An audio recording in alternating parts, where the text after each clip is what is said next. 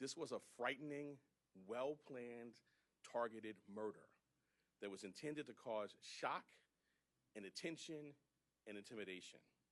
It occurred in one of the most bustling parts of our city, threatening the safety of local residents and tourists alike, commuters and business people just starting out on their day.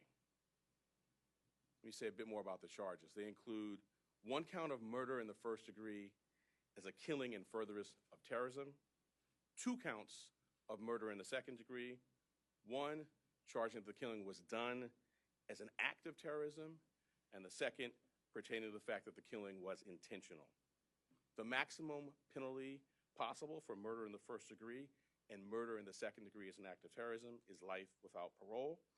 The maximum penalty for murder in the second degree is 25 years to life.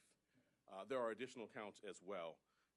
A number of criminal possession of weapon charges, 2 counts in the second degree, 4 counts in the third degree, 1 count in the fourth degree, and a count of criminal possession of a forged instrument in the second degree. Let me tell you a bit about the facts.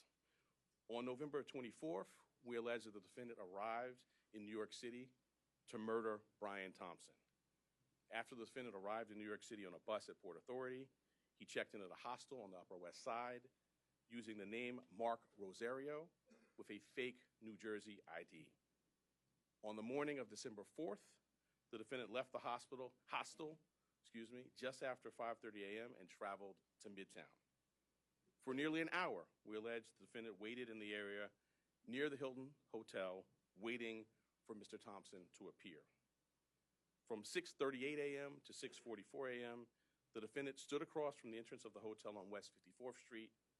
When he saw Mr. Thompson, he crossed the street and approached him from behind. We allege he then took out a 9mm 3D printed ghost gun, equipped with a 3D printed suppressor, and shot him once in the back and once in the leg.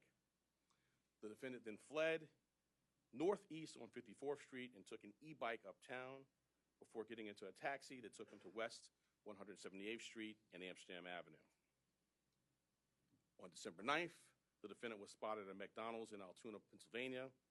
The local police were notified, he was arrested, and he was found with a 9mm handgun, a suppressor, 2 ammunition magazines, and the same fake New Jersey ID he used at the hostel.